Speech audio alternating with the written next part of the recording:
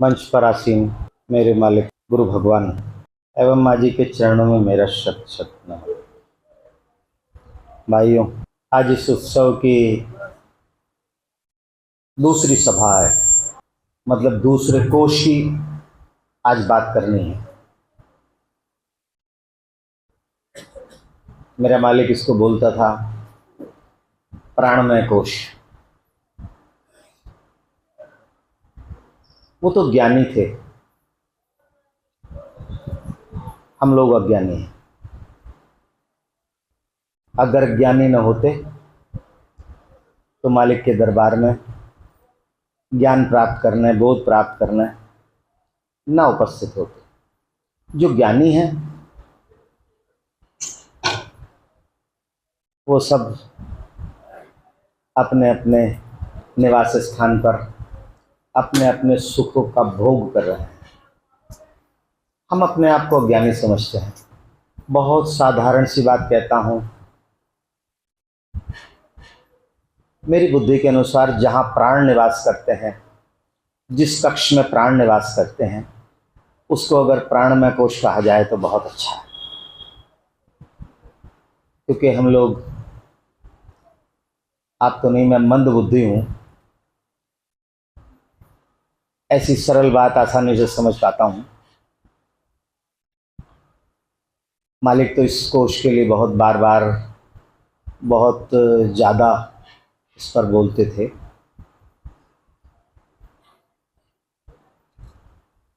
तो मेरे विचार से जहाँ प्राणवायु निवास करती है उसको प्राणमय कोश कहा जाए तो बहुत सुंदर बात है। इन सारे कोशों का ज्ञान, इन सारे ज्ञानवर्धक बातों का ज्ञान जब से ये परमात्मा की सृष्टि बनी होगी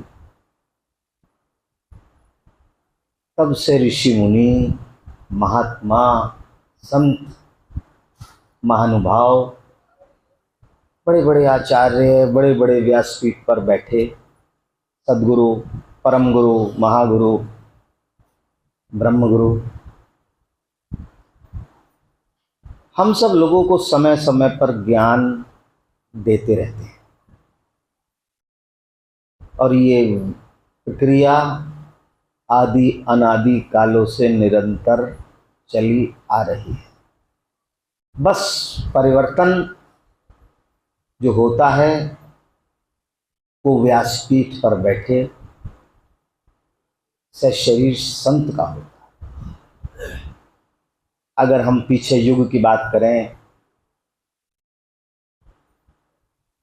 कभी भगवान राम रहे, युग बदला, भगवान ने दूसरा रूप लेके अपना अवतरित होकर यहाँ पर लोगों को ज्ञान दिया। उन्हीं के ही भिन्न भिन्न भिन्न भिन्न वेरिएंट चले आ रहे हैं। जैसे कोरोना का मैं सुबह बोल रहा था, कोरोना का वेरिएंट है, ये वेरिएंट आ गया, फिर दूसरा वेरिएंट आ गया, फिर तीसरा वेरिएंट। ये उसके अलग अलग गुणधर्म वही हैं, नाम चेंज है, स्वरूप चेंज है, पर काम सबका वही है। तो आदि अनादि काल से गुरु लोगों ने इन कोशों के बारे में वर्णन करा है। उन सबका एक ही उद्देश्य रहा है कि समाज को गुणवान, आत्मज्ञानी, हो सके तो ब्रह्म ज्ञानी समाज को दे। अपने प्रकाश से, अपने तेज से समाज में परिवर्तन करें। अब देखो, परिवर्तन उसका होता है जिसको लगता है कि मेरे अंदर कमी है, मुझको बदलना चाहिए। सदगुरु चाहता है, परम गुरु चाहता है कि सारी संतान, सारा समाज गुणवान हो, आत्मज्ञानी हो। बोधवर्धक हो। इसीलिए हमारे महापुरुषों ने उसके लिए बहुत सारे वर्णन करा है, मानस में भी बार बार करा है। एक महापुरुष ने लिखा है, सदगुरु मेरा सूरमा करे शब्द की चोट, मारे गोला प्रेम का गिरे भरम का कोट। क्या है ये? सदगुरु प्रेम की चोट करता है। क्या आपको लगता है कि आपके जो शरीर पर चोट करता है? सदगुरु शिक्षक की तरीके से काम तो करता है, पर शिक्षक आपको जो दंड देता है वो उसका दंड का आघात होता है आपके पंचभूत के शरीर पर, है ना। और सदगुरु जो चोट करता है वो पंचभूत के शरीर पर कभी नहीं करता, वो आपके सूक्ष्म शरीर पर, आपके मन पर आघात करता है, आपके मन को बदलने का प्रयास करता है। पर बहुत ऐसे हैं जो बदल जाते हैं, बहुत ऐसे हैं जो बदलते नहीं हैं। जो बदल जाते हैं, ये मेरा अपना अनुभव है, जो बदल जाते हैं वो परमात्मा में विलीन हो जाते हैं, और जो नहीं बदल पाते हैं वो फिर दोबारा परमात्मा के भव सागर में फिर जन्म लेते हैं, फिर सुख दुख की चोट खाते हैं, फिर इन्हीं दुखों का सामना करते हैं। फिर कोई सदगुरु की अगर कृपा दृष्टि हो गई, किसी इष्ट को वो अच्छा लग गया, तो ये उसका सौभाग्य है।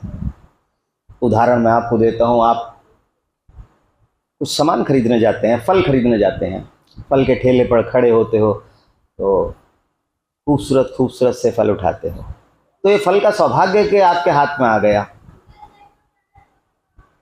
और वो उस फल का दुर्भाग्य है जो पड़ा रह गया, गल गया, नहीं बिक पाया, सड़ गया,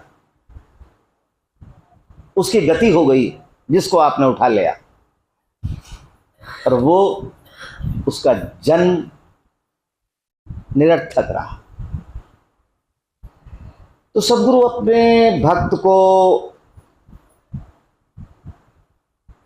उसको मानसिक चोट देके हर तरह से उसको सुधारने का प्रयास करते हैं। कभी कभी ये मेरे मालिक का मुखारबिंद से बोला हुआ है कि कभी कभी सदगुरु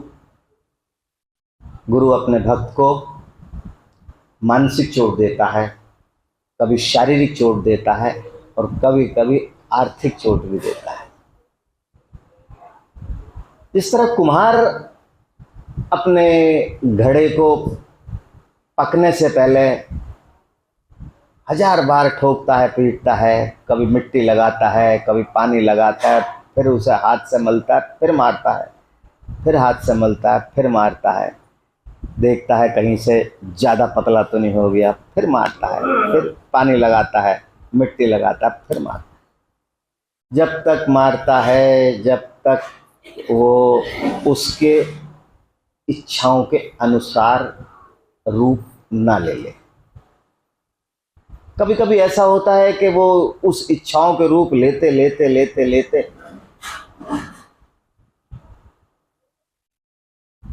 टूट जाता है, वो चोट सह नहीं पाता। जो टूट जाता है तो फिर वो उसी मिट्टी में मिला देता है, फिर पैर से गूंथता है, फिर वो उसका मिट्टी का एक लोथड़ा बनता है, फिर चाक पर रखा जाता है, फिर वही आकार आता है, फिर सदगुरु के हाथ में आता है। अगर घड़ा बन गया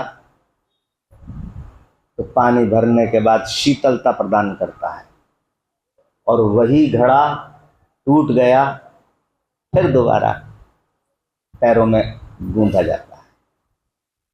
पर सदगुरु बार बार बार बार बार बार उसको यही प्रयास करता है कि किसी भी ढंग से साम दाम दंड भेद, क्योंकि उसका दायित्व होता है।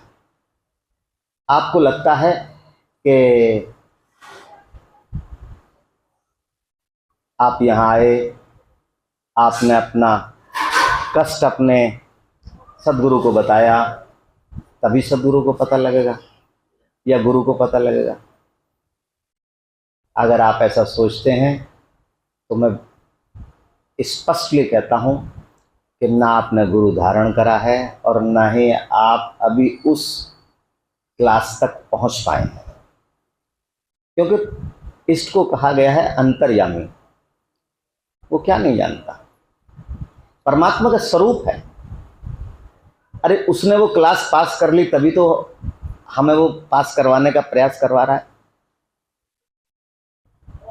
उसको वो अंतर्मुखी पहले हो चुका है, उसने अपने भीतर परमात्मा के दर्शन कर चुके हैं, उसको वो रास्ता बहुत सुगमता से याद है चलने का। आप अपने घर का रास्ता आपको याद है, आपको यहाँ छोड़ दिया जाए, अगर लाइट भी ना जली हुई हो तो आप सरकते सरकते अपने घर पहुँच जाएंगे। क्यों? क्योंकि आपको उसका रास्ता याद है। आपकी बजाय इनको छोड़ दिया जाए तो ये टकराती टकराती पूरी रात हो जाएगी, यही नहीं पता लगेगा कि घर इधर है या इधर है, बस चले चले जा रहे हैं, चले चले जा रहे हैं। तो आपका इष्ट या सभी का इष्ट सब कुछ जानता है।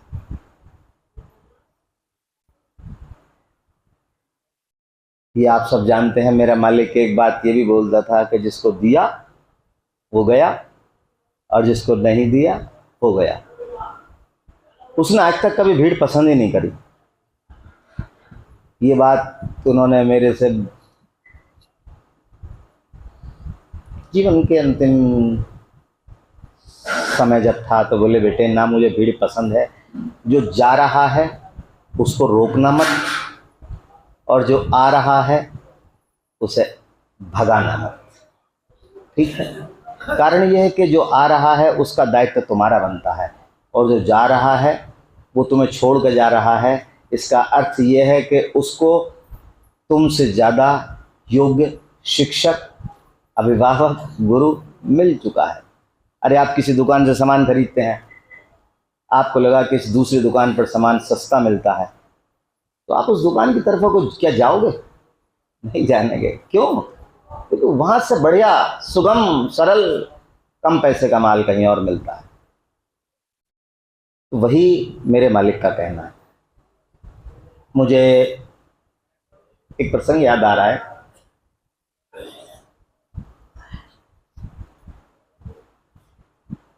ऐसा हुआ,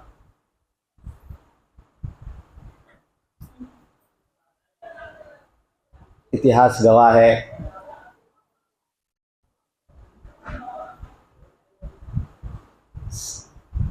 सम्राट अकबर जब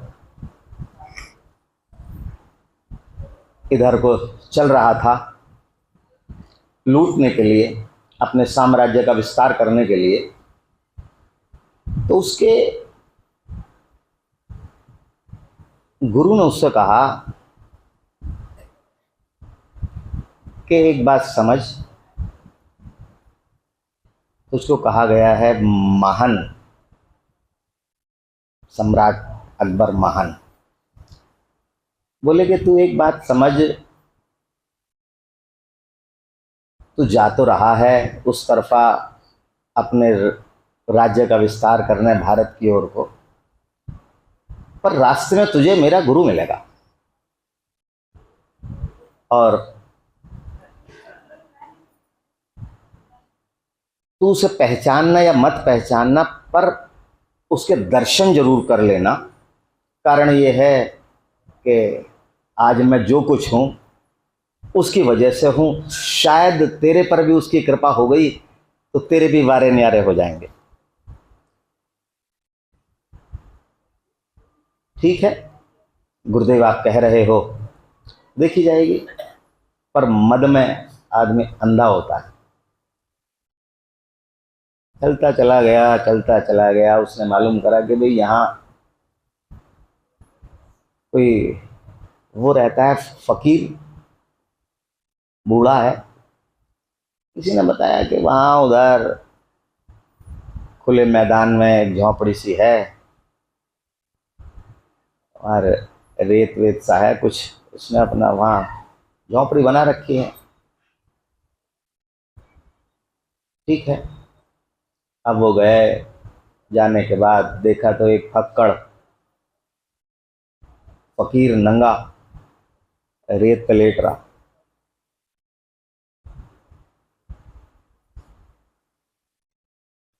राजा आए, आने के बाद जहां खड़े हुए वहां खड़े होने से उसकी उसकी छाया से जो फकीर लेटा था उसकी धूप रुक गई।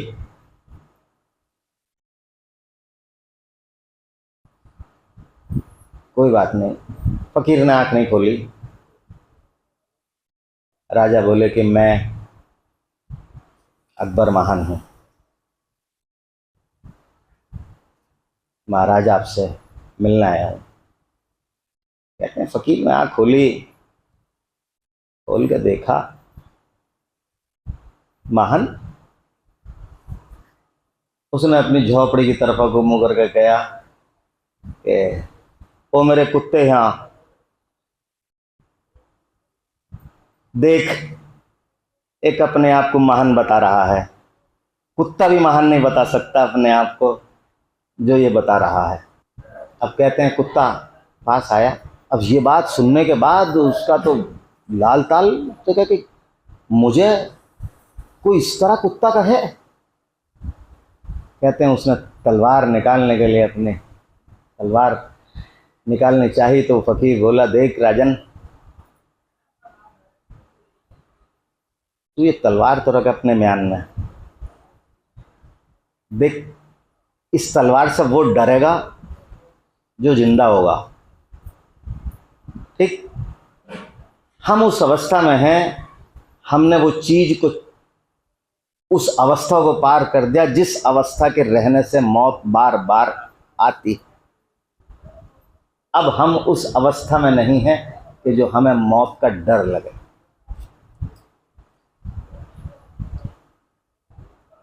मैं सोचा कि यार अगर इसकी ऐसी बात कह रहा है, अगर तलवार निकाल के मारूं तो कोई ऐसा बीच में कुछ अवरोध भी नहीं है, कपड़ा भी नहीं है जो इसके शरीर ना पार कर दे। कहते हैं उसका चेहरा लाल हो गया। बोले कि इस चीज का, ये तलवार हमें मत दिखा।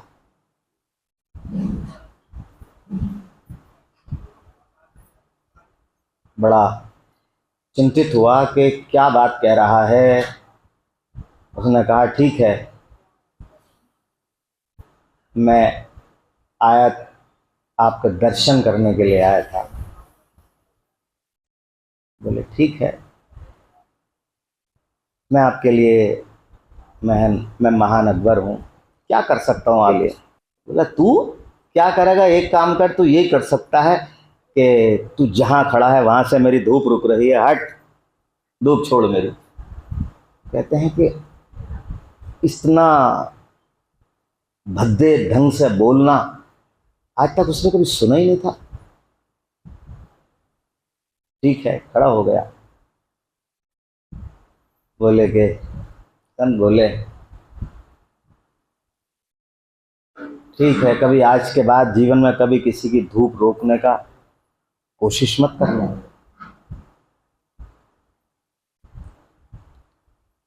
अकबर बोला, महाराज आज पहली बार मैं किसी के सामने मेरी निगाह झुक रही है। मैं भारत की ओर को जा रहा हूं और अगर वापसी रहा आया, ईश्वर ने अगर करा इस काबिल, तो मैं कहूँगा उससे एक बार कि मुझे संत बना दे, ऐसा फक्कड़।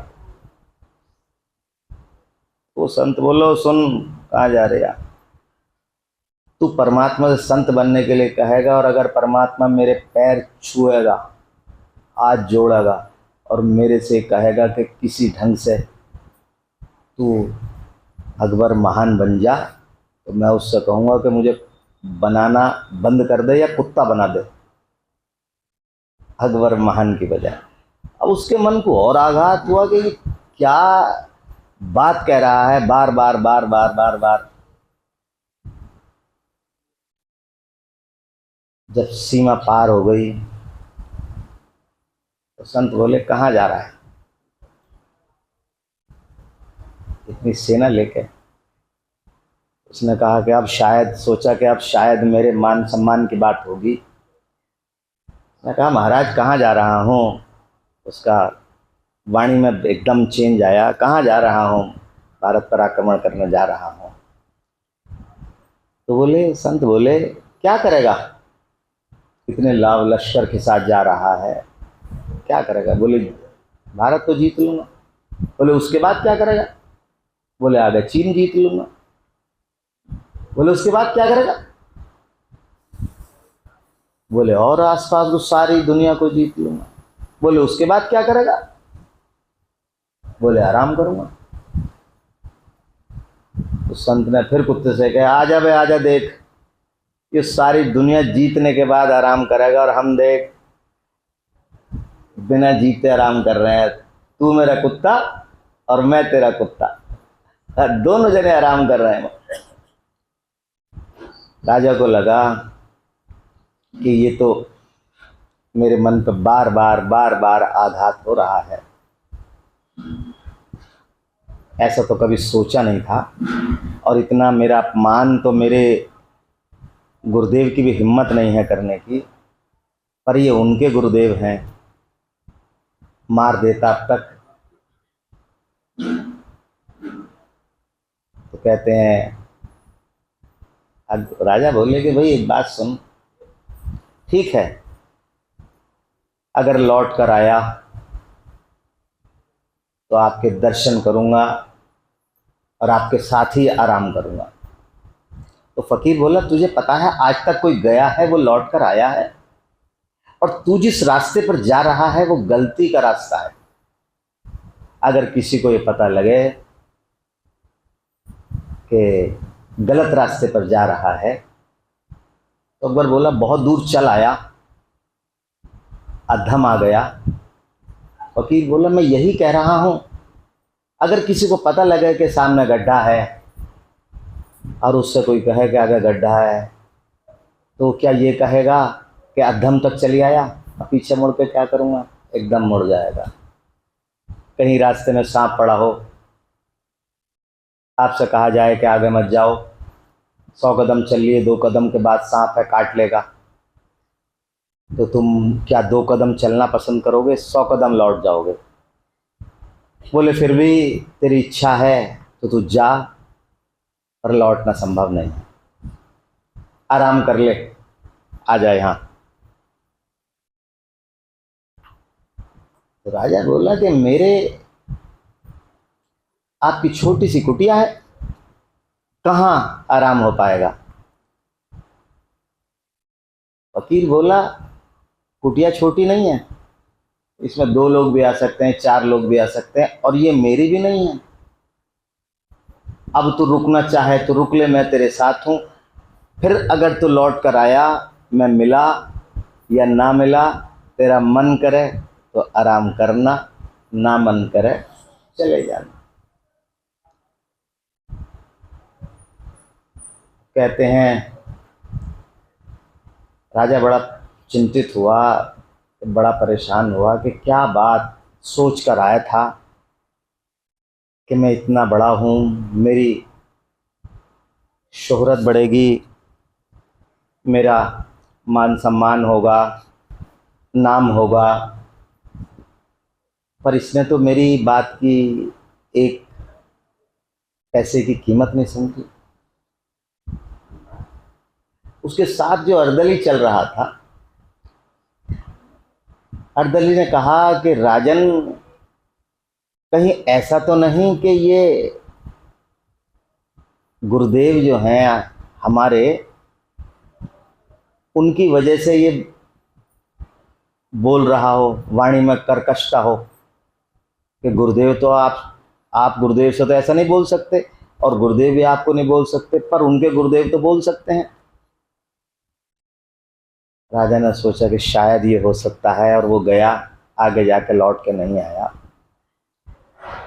तो देखिए, सदगुरु का जो मैं भी बोल रहा था, उसका यही काम है कि चाहे कुछ भी हो, किसी भी तरह से हो, अपने संतान को बचाए, अपने बालक को हर परिस्थिति से निकालने का प्रयास करे, और प्रयास करते करते चाहे वो अपना आप उस परिस्थिति में गिर जाए, पर अपने बालक को निकाल दे।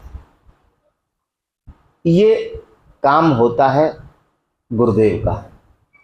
और भक्त का काम तो आप जानते ही हैं, केवल भक्ति करना, विश्वास दृढ़ रखना, परमात्मा का चिंतन निरंतर करना। अब दोनों अगर सही सही अपना काम करते हैं, तो क्या आपको लगता है कि आपके लिए मंजिल दूर है? किसी भी कोश को पार करना मुश्किल है? ये मेरा अपना अनुभव है। अगर आपका इष्ट चाहे तो आपको फटाक से देना सारे कोशों तक, सारे सोपान तक, दूसरे लोगों की यात्रा करवा सकता है। पर इसके लिए मेरे मालिक भी बोलते थे, एक चीज की अति आवश्यकता है, वो है हमारा सुपात्र बनना। जब तक हम सुपात्र नहीं हो पाएंगे, तब तक परमात्मा की निगाह, परमात्मा की दृष्टि, दया दृष्टि का हम महसूस नहीं कर पाए। कड़वा सच तो ये है। पर ये मेरे मालिक के जमाने से चला रहा है।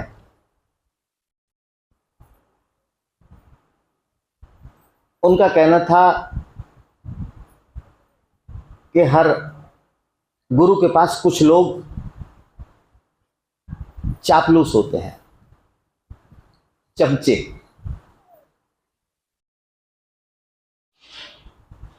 वो गुरु को प्यारे भी होते हैं, पर सबसे ज्यादा गुरु सचेत उनसे ही रहता है।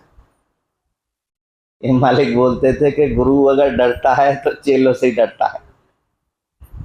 जैसे अगर माँ बाप का सिर समाज में कोई नहीं झुका सकता, केवल उसकी औलाद। अगर औलाद चाहे तभी माँ बाप का सिर झुक सकता है, वरना किसी के सामने सिर नहीं झुका सकता।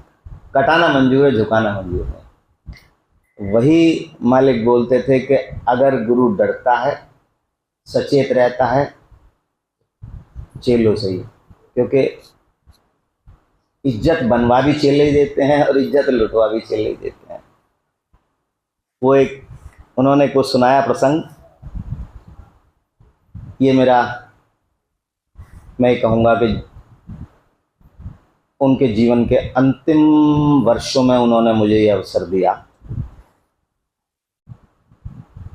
शायद मेरी इतना लंबा जीवन हो गया, मैंने कभी इतना साथ उनके नहीं हुआ। शायद 7-8 साल हम लोगों ने डेली शाम के नंबर की चाय उनके साथ होती थी। सुबह मैं अकेली पीता था, शाम के नंबर में उनके साथ पीता था। डेली, रोज का नियम था। 2-3 घंटे 3 घंटे हम लोगों का यही वार्तालाप रहता था। उन्होंने एक प्रसंग सुनाया इसी बात पर।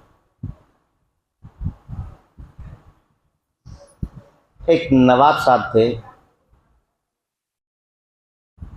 देखो, मैं बार बार ही कह रहा हूँ, इस तरह बार बार अधिकतर सभाओं में बोलता हूँ कि कोई ये ना समझे कि मैं ये उस पर कह रहा हूँ। क्षमा प्रार्थी, मैं किसी के लिए नहीं कह रहा। मैं अपने मालिक के मुखारबिंद से बोला प्रसंग सुना रहा हूँ, और ये प्रसंग उनकी डायरी में भी अंकित है। उन्होंने बताया कि एक नवाब साहब के पास मुल्ला नसरुद्दीन नौकरी करता था। अब नौकरी क्या करता था, वो था चमचा। अब फिर वही बात के जो ये होते हैं चमचे, वो अपने मालिक को बहुत प्यारे होते हैं, और मालिक डरता भी उन्हीं से ही है, क्योंकि इज्जत का खतरा भी उन्हीं से ही होता है, क्योंकि वही बिल्कुल समीप है, वही बिल्कुल समकक्ष है, वही बिल्कुल आसपास है। दूसरा तो पहुंच नहीं सकता, इतने तो वो पास में ही है। तो नवाब साहब के साथ वो अक्सर लगा रहता था मुल्ला। नवाब साहब बड़ा प्रेम करते थे। भोजन का समय था, एक दिन नवाब साहब बैठे भोजन कर रहे थे, साथ में मुल्ला भी भोजन कर रहा था। भिंडी की सब्जी बनी थी, नई नई भिंडी आई थी, स्वाद बढ़िया रहा होगा। नवाब साहब ने पहला गस्सा खाते के साथ ही कहा, बहुत बढ़िया, बहुत स्वादिष्ट बना है, बहुत स्वादिष्ट सब्जी बनी है। अब नवाब साहब का इतना कहना हुआ, मुल्ला बोला, गजब की बनी है। नवाब साहब तो कम बोल रहे हैं, स्वादिष्ट की अंतिम सीमा पार कर दी। और अगर वनस्पति विज्ञान की तरह से आप देखो, भिंडी अमृत तुल्य है, अमृत है। और जो भिंडी खाता है उसका जीवन 1000 वर्ष होता है, और उस वर्ष के एक एक दिन में 1000 वर्ष होते हैं। और भिंडी जो है सब्जियों को सम्राट है, जिस तरह हमारे नवाब साहब सम्राटों के सम्राट हैं। नवाब साहब को भी लगा कि भाई चापलूसी अति हो रही है। नवाब साहब मुस्कुराए। जो खानसामा था, जो सब्जी बना रहा था, खाना बनाता था किसी में, उसने सोचा कि इसका मतलब भिंडी अमृत है और नई सब्जी है। तो उसने अगले दिन भिंडी, तीसरे दिन भिंडी, चौथे दिन भिंडी, 5वें दिन भिंडी। अब 7 दिन हो गए भिंडी खाते खाते। 7 दिन जब भिंडी आई तो नवाब साहब ने थाली फेंक के मारी, ये भिंडी भिंडी भिंडी। अरे भिंडी खिला खिला के मारोगे क्या? बस ये सुनना था। मुल्ला ने अपनी थाली और तेज फेंक के मारी, और इतना तेज गुस्सा करा कि उठ के वो खानसामा था उसके एक रैपट मारा। बोले, भिंडी जहर है और तू भिंडी खिला खिला के नवाब साहब को मारने के चक्कर में लग रहा। अबे तू चाह क्या रहा है? तू किसी दूसरे देश के राजा से मिल गया, तू ये षड्यंत्र कर रहा है, तू राजा को, नवाब साहब को मारना चाह रहा। अबे तू समझता नहीं, तुझसे किसने कहा भिंडी बनाने के लिए? नवाब साहब बोले कि तो बिल्कुल मामला बिगड़ गया। नवाब साहब बोले, भाई नसरुद्दीन यार, अभी 7 दिन पहले तो तुम भिंडी को अमृत बता रहे थे, और 7वें दिन पार करने के बाद तुम इसे जहर बता रहे हो। और इतना तुम्हें गुस्सा आया कि मैंने तो थाली पास फेंकी, तुमने दूर फेंकी। और तुम्हें इतना तेज गुस्सा आया कि मैं तो थोड़ा सा ही बोला खाना बनाने वाले के रसोइये पर, तुमने जाकर रैपट मार दिया। तो नसरुद्दीन बोला, बिल्कुल साहब, आपको सही याद है, मैंने ऐसे ही कहा था। तो नवाब साहब बोले, भाई सही बात पहले वाली थी या अब थी?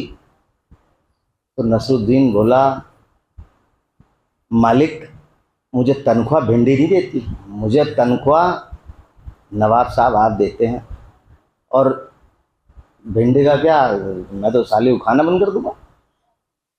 पर यह है कि जिसे आपने कह दिया वो हमने कह दिया। आपने रात को दिन कहा तो हमने रात को दिन ही कहेंगे, और आपको दिन रात कही तो हम रात कहेंगे। तो ये हाल होता है। नवाब साहब समझ गए कि ये किसी के पक्ष का नहीं है, किसी के पक्ष का नहीं। और ये बात कहने का मेरा अभिप्राय केवल इतना सा ही है, मेरा मालिक बोलता था, बैल दुलब्बा, आदमी इकलब्बा।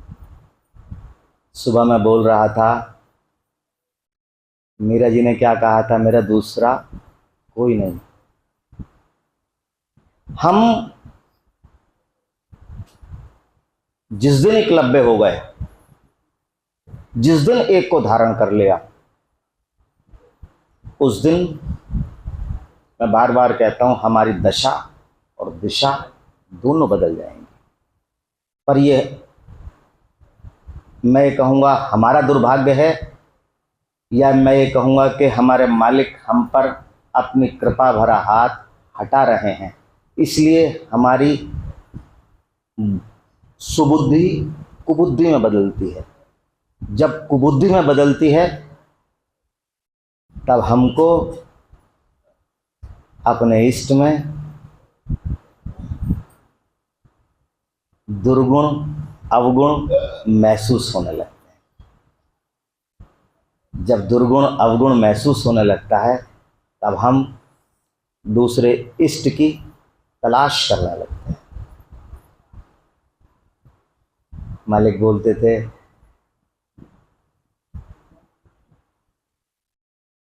न घर मिला न विशाले सनम, न इधर के रहे न उधर के रहे। जीवन इसी दौड़ धूप में, इष्ट की खोज में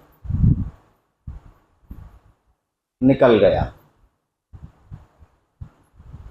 और जो समय निकल गया निकल गया।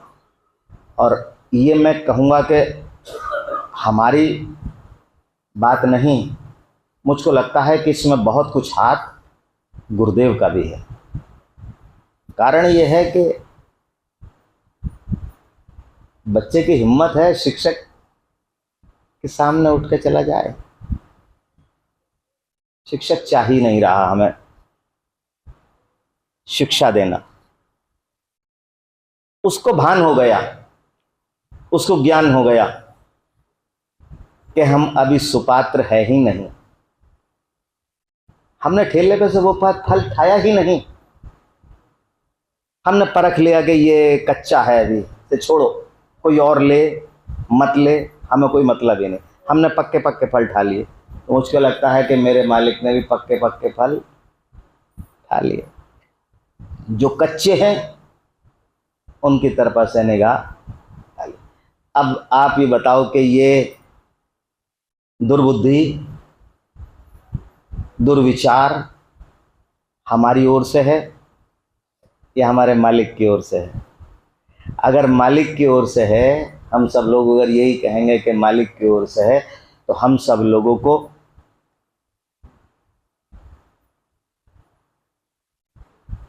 सुपात्र बनना होगा।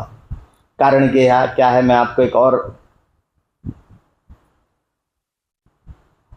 मालिक बोलते थे, 3 हट मशहूर हैं, बाल हट। हम तो बालक हैं, क्या हम लोग अगर जिद करें तो क्या मिल नहीं सकता? आप बताओ, आपका बच्चा चाहे छोटा हो बड़ा हो जवान हो, आपसे अभी जिद कर ले, अगर आपकी हैसियत कार की है और वो कार की जिद कर ले, कार की हैसियत नहीं भी है, कार की जिद कर ले, तो आप जमीन बेचोगे, कार दिलवाओगे। क्यों?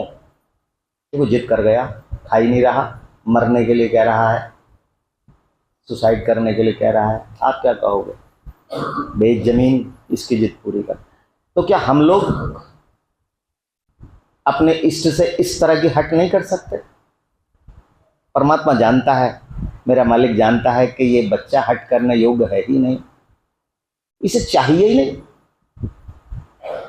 जितनी ये हट कर रहा है इतनी तो मैं डांट पीट के से देख के नजरअंदाज कर दूंगा। और जो हट कर रहे हैं, देखो बहुत से मेरे मालिक के दास ऐसे हैं, आप यकीन मानिए वो ध्यान में भी नहीं बैठते।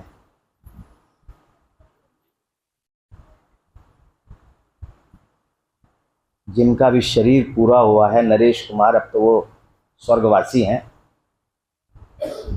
आज मुझे कहना पड़ रहा है क्योंकि वो शायद शरीर नहीं है, मेरे मालिक के धाम है, वो मालिक के साथ हैं। उसने आज तक कभी अपने घर पर पूजा नहीं करी, न सुबह और शाम, समझ लो। पर मेरे मालिक ने उसे उसके किसी गुण पर इतने रीझ गए कि मालिक उसके सामने नाचता था। एक अवस्था ऐसी है कि मालिक आपको आदेश देता है, और एक अवस्था ऐसी है, उसने कहा कि नहीं गुरुजी चलना ही चलना है, आज नहीं जाने का, आज नहीं चलने के। मालिक का मन है जाना है, वो नहीं जाने के आज। ये क्या है? मालिक की बात से अपनी बात बड़ी। मालिक झुक रहा है, क्यों? किसी न किसी कारण पर, किसी न किसी स्वभाव पर परमात्मा रीझ गए, और वो रीझने का ही फल है जो लोग बहुत पहले से उनसे परिचित हैं, उनके जीवन में इतने उतार चढ़ाव, इतने उतार चढ़ाव आए, इतने उतार चढ़ाव आए कि अगर साधारण आदमी के जीवन में आ जाए तो वो जहर खाकर मर जाए। और इतने उतार चढ़ाव के बाद उसे उसके मालिक ने इतना दिया, इतना दिया, इतना, झोली छोटी पड़ गई। अब के जो बृहस्पति में आए थे, उन्होंने कहा कि गुरुजी जीवन में अब के इतने रुपए का गन्ना मैंने बेचा कि जीवन में कभी नहीं बेचा। मैंने भाई क्यों, कैसे? बोले मैंने अपना गन्ना बीच में बेच दिया, सेंटर पे एक पर्ची नहीं डाली। बोले कि 10 गुना कीमत का गन्ना बिक गया, और गुरुजी मैंने किसी को रियायत नहीं करी, मैंने ठीक करा। बोले कि इतना इतना इतना कि उदाहरण के लिए मान लो अगर 2 लाख का गन्ना हो और किसी का 20 लाख का हो जाए, उसकी कल्पना से परे। पता है क्यों दिया? कभी आपने सोचा? ये शब्द उसी के ही हैं। मेरा मालिक जानता था कि अगली फसल देख नहीं पाएगा, इतना तेरा भाग्य का और है जो तुझे देना है, ले खड़ाक से देना। तो क्या उसके करने में देरी लगी? पर सुपात्र बनना पहले हम लोगों को ही पड़ेगा। आप किसी घड़ा लेके गए, नल के नीचे रख दिया, अंधेरा हो रहा, टंकी चला दी, घड़ा भर ही नहीं पाया। उधर से संत गुजरे, क्या हुआ भाई? कि महाराज घड़े नहीं भर रहा। बोले उल्लू के पट्टे तूने उल्टा रख रखा, सीधा करके रख, सीधा करके रख, इतनी देर नहीं लगने की भरने में। संत भी आपके आसपास से गुजर रहे हैं, ये आपके कर्मों का, ये आपके, मैं कहूँगा कि जन्म जन्म का फल संचित है, जो आपको इष्ट मिला हुआ है। देखो मैं किसी का इष्ट नहीं हूँ, साफ कह रहा हूँ, मैं मन से 1000 बार बोलता हूँ, मेरा मालिक था, है या नहीं है ये वो जानता है, मेरा कोई वास्ता नहीं है। ना मेरे तुम चेले, मेरे चेले 0 नंबर के हैं, वो 2-4 बैठे हैं यहाँ, ठीक है। उनकी डिमांड्स कम हैं, उनके लिए मैंने टॉफ़ी के डिब्बे ले, आइसक्रीम ले, हो इतना खिला दूंगा खांसी होता जावा घर पर। उसकी माँ भी याद करे, खा खाया आइसक्रीम, दे दे खांसी, दे खांसी। वो मेरे चेले हैं। आपकी डिमांड्स ज़्यादा हैं, आप चेले किसी और को हो, मैं तो बिल्कुल अलग हूँ। आपके जन्म जन्मों के पूर्ण अर्जित होने के बाद आप किसी संत के सानिध्य में बैठे हैं। मैं सुबह बोल रहा था, उस महाकुंभ होने के बाद भी आप अगर गंगा जी में स्नान नहीं कर पा रहे हैं तो मैं कहूँगा कि आपका दुर्भाग्य है। परमात्मा आपके आसपास घूम रहा है। आप बीड़ी पीने में मस्त हैं, आप पैसा कमाने में मस्त हैं, ठीक है, ये आपका अपना कर्म है, आपके मालिक का आपके प्रति अपना कर्म है। आप जिस तरह नाचोगे परमात्मा उसी तरह बजाना शुरू कर देगा। बस शुरुआत पहले आपको करनी पड़ेगी। और अगर ये सोचते हो कि सब कुछ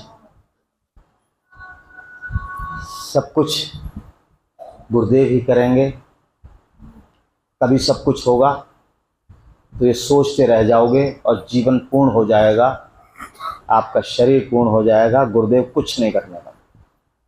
कड़वा सच लिख कर रख लो, गुरुदेव कुछ नहीं करने के, अगर आप प्रयास नहीं करने के, कुछ नहीं करने के। भगवत गीता में भगवान ने एक अध्याय इसी पर लिख दिया, ध्यान योग पर। उसके बाद अंत में उन्होंने कहा कि कर्म तुझे करना पड़ेगा, पहले तुझे कर्म करना पड़ेगा, बाद में मैं फल दूंगा। फल की इच्छा मत रख, कर्म तू कर, कर्म करेगा तभी तुझे फल मिलेगा। हम बिल्कुल उल्टा सोचते हैं। उदाहरण के लिए हम लोग शराब से सब लोग वाकिफ हैं। क्या बिना शराब पिए नशा हो सकता है? झूठा मूठा नशा कोई करके दिखा दो, सब मारेगा एक रैपट है। पहले शराब पिएगा, बाद में नशा होगा। मेरा मालिक आपको पिलाना चाह रहा है, आप मुँह इधर कर रहे हो, कोई मुँह इधर कर रहे हो, इधर कर रहे हो, कोई बाहर भाग रहे हो, कोई कहीं भाग रहे हो।